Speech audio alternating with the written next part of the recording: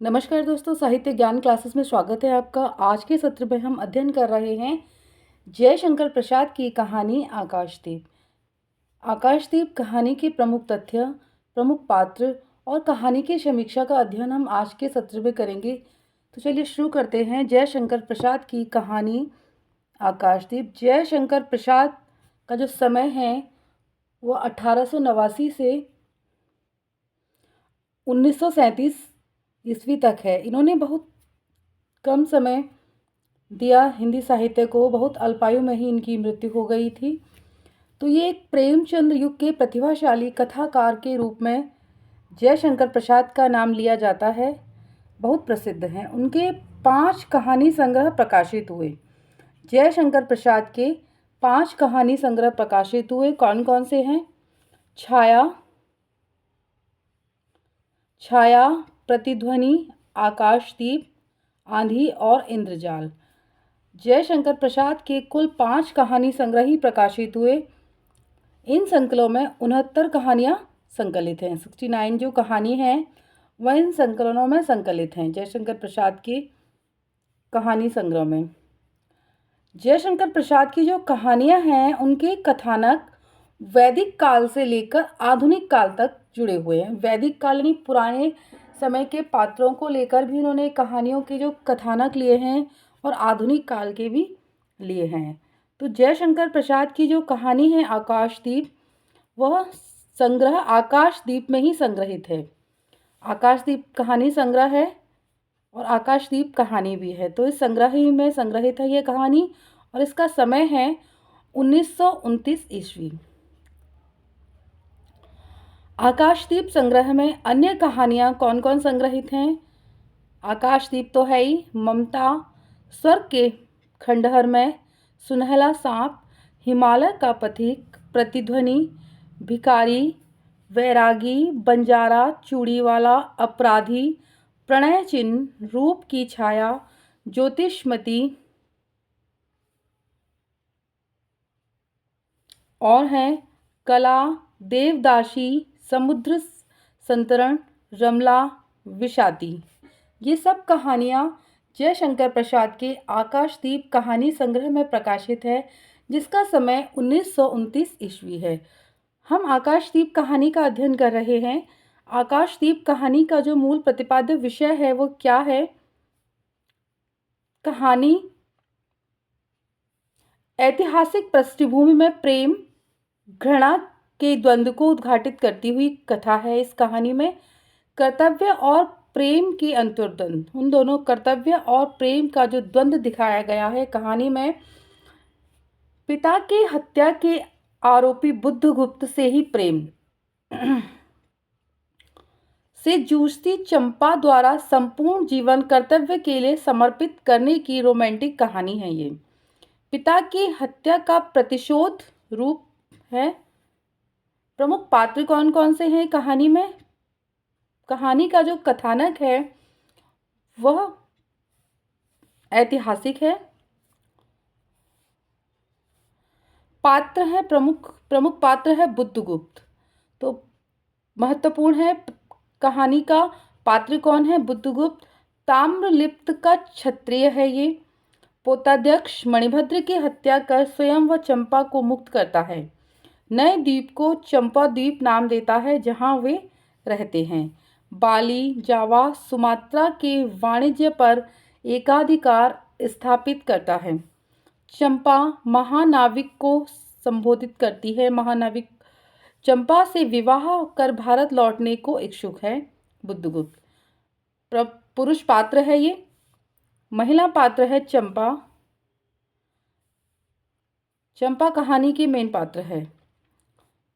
जाह्नवी के तट पर चंपा नगरी की क्षत्रिय बालिका है ये। पिता मणिभद्र के यहाँ प्रहरी। बुद्धगुप्त को पिता की मृत्यु का कारण वह मानती है। मणिभद्र के घृणित प्रस्ताव को ठुकराने पर बंदी बना ली गई है चंपा। बुद्धगुप्त के भारत लौट जाने पर भी चंपा द्वीप पर ही रह जाती है। बुद्धगुप्त के प्रति प्रेम और घृणा का द्वंद्व है। वह उसे प्रेम भी करती है और अपने पिता का मृत्यु का अपराधी भी मानती है, तो प्रेम और घृणा में द्वंद्व को प्रदर्शित किया गया है कहानी के माध्यम से। कहानी में गौण पात्र कौन है? मणिभद्र, बुद्धगुप्त और चंपा को बंदी बनाने वाला एक खलनायक है। जया चंपा की सेविका, चंपा द्वीप की मूल निवासी है। विशेष क्या है कहानी में? संस्कृत शब्दावली का प्रयोग कहानी में किया गया है। कहानी में एक स्थल पर 5 वर्ष का अंतराल आता है। चरित्र प्रधान कहानी है। सामुद्रिक जीवन, प्रक्षण, प्रेम। प्रमुख उदाहरण हम देखेंगे पहले। क्या स्त्री होना कोई पाप है? चंपा कहती है। जो यह प्रमुख जो कथन है, प्रमुख उदाहरण है, कई बार ये परीक्षाओं में पूछे जाते हैं, तो इसीलिए मैंने इन्हें अलग से दिया है आपके लिए कि आपको आसानी रहे इनको समझने में और पढ़ने में, क्योंकि परीक्षाओं में बहुत बार यही आते हैं। क्या स्त्री होना कोई पाप है? ये चंपा का कथन है। दुर्दांतदस्यु ने देखा अपनी महिमा में अलौकिक एक तरुण बालिका। वह विस्मय से अपने हृदय को टटोलने लगा। उसे एक नई वस्तु का पता चला, वह थी कोमलता। हंसी आती है। तुमको दीप जलाकर पथ दिखलाना चाहती हो उसको जिसको तुमने भगवान मान लिया है। हाँ, वह भी कभी भटकते हैं, भूलते हैं, नहीं तो बुद्धगुप्त को इतना ऐश्वर्य क्यों देते। आह चंपा, तुम कितनी निर्दयी हो।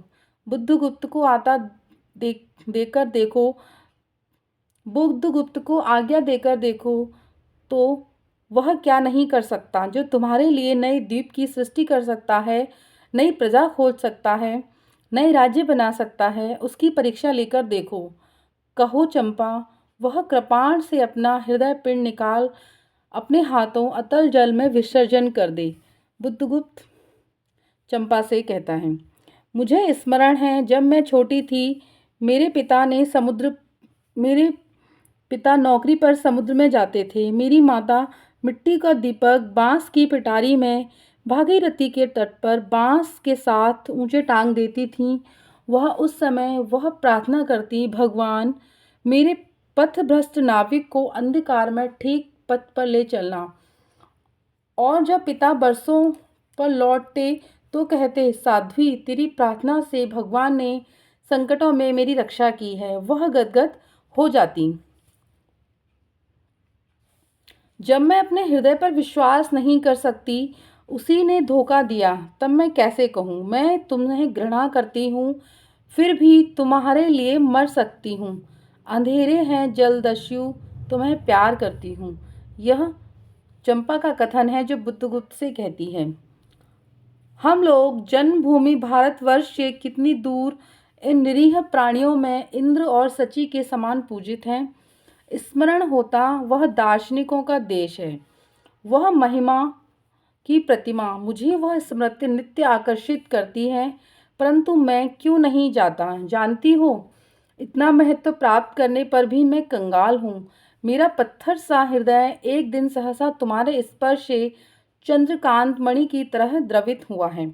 मैं ईश्वर को नहीं मानता, मैं पाप को नहीं मानता, मैं दया को नहीं समझ सकता, मैं उस लोक में विश्वास नहीं करता, पर मुझे अपने हृदय के एक दुर्बल अंश पर श्रद्धा हो चली है। तुम न जाने कैसे एक बहकी हुई तारिका के समान मेरे शून्य में उदित हो गई हो। बुद्धगुप्त चंपा से कहता है, पहले विचार था कि कभी कभी इस दीप स्तंभ पर से आलोक जलाकर अपने पिता की समाधि का जल से अन्वेषण करूंगी, किंतु देखती हूँ कि मुझे भी इसी में जलना होगा जैसे आकाशदीप। चंपा बुद्धगुप्त से कहती है। कहानी की समीक्षा देखते हैं कि कहानी में क्या कथानक है। कहानी की समीक्षा है। आकाशदीप कहानी का कथानक निरंतर गतिशील बना रहता है। पाठक के मन में बार बार जिज्ञासा एवं कौतूहल की भावना पनपती रहती है। मणिभद्र ने चंपा व बुद्धगुप्त दोनों को बंदी बना लिया है।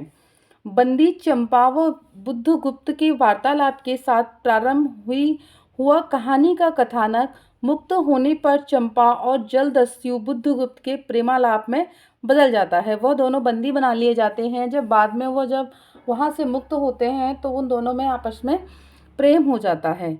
पहले तो चंपा के मन में उसके प्रति घृणा रहती है, क्योंकि वह बुद्धगुप्त को अपने पिता का हत्यारा मानती थी। परंतु बुद्धगुप्त द्वारा मणिभद्र का षड्यंत्र विफल किए जाने की बात सुनकर उसके भीतर बुद्धगुप्त के प्रति घृणा के साथ साथ प्रेम की भावना भी उत्पन्न हो जाती है। यहाँ भी उनका विवेक और चातुर्य दोनों के संबंधों को मधुर बनाने में सहायक होता है।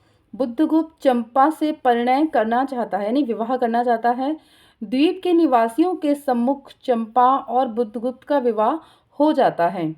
बुद्धगुप्त चंपा से भारत लौटने को कहता है, किंतु वह द्वीपवासियों की सेवा में अपना जीवन लगाना चाहती है। चंपा कर्तव्य के सामने प्रेम का बलिदान कर देती है। इस प्रकार आकाशदीप कहानी की कथा वस्तु काल्पनिकता का सहारा लिए हुए है। काल्पनिक कहानी है ये, फिर भी उसमें जिस प्रकार हृदय परिवर्तन दिखाया गया है वह निश्चित ही सफल कहानी की ओर संकेत करती है। इस कहानी के कथा सार से स्पष्ट है कि प्रसाद जी ने प्रेम का अंतर्द्वंद बहुत गहराई से प्रस्तुत किया है। कहानी की सबसे बड़ी विशेषता है ऐतिहासिक शैली, जिसमें स्वाभाविक शैली, प्रभाव शैली, वर्णनों और संभाषणों के कारण सौंदर्य की सृष्टि हुई है। कहानी पूर्णतः यथार्थवादी कही जा सकती है।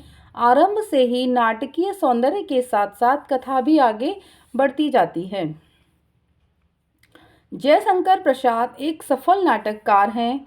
अतः संवाद, जयशंकर प्रसाद कौन है? एक नाटककार हैं। उनके बहुत सारे नाटक हैं। अतः संवाद लिखने की क्षमता इस कहानी में पूरी शक्ति के साथ उभर कर आई है।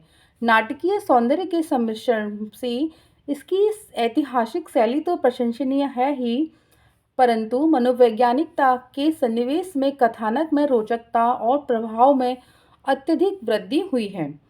यही कारण है कि भाव प्रधान कहानियों में आकाशदीप श्रेष्ठ कहानी के रूप में मानी जाती है। आकाशदीप कहानी में ऐसे वातावरण का सृजन किया गया है जिसमें पाठक को समाज और राष्ट्र के लिए सर्वस्व त्याग की प्रेरणा मिलती है। कहानी का जो कथानक है वो इस प्रकार का है कि पाठक को समाज और राष्ट्र के लिए सर्वस्व त्याग की प्रेरणा मिलती है। यानी जो चंपा है वह जिस द्वीप में रहती है वह विवाह करके कहीं अन्य नहीं जाना चाहती, वहीं रहकर उस द्वीप के लोगों की सेवा करना चाहती है। बुद्धगुप्त एवं चंपा के कथनों से पता चलता है कि मानव के मन में बंधन मुक्त होने की कितनी तीव्र लालसा होनी चाहिए। आंधी, समुद्री लहरें एवं तेज हवाएं मानव के जीवन में आने वाली बाधाएं हैं, लेकिन हमें आशा नहीं छोड़नी चाहिए। आकाशदीप कहानी की भाषा पर प्रसाद जी के कवि हृदय का पर्याप्त प्रभाव रहा है। खड़ी बोली का सहज, सरल एवं प्रांजल रूप इसमें साकार हो उठा है। तत्सम शब्दों की प्रचुरता कहानी को शिष्ट भाषा का आयाम प्रदान करती है। कहीं कहीं इस प्रकार के शब्दों का प्रयोग अस्वाभाविक सा लगता है, परंतु भावों की गति उसे अनुभव नहीं होने दिया गया। कहानी की भाषा को प्रस्तुत करते समय जिज्ञासा, कौतूहल, रोचकता एवं आकर्षण बनाए रखने में शैली की प्रांजलता सजग रही है। इस कहानी का जो उद्देश्य है वो क्या है?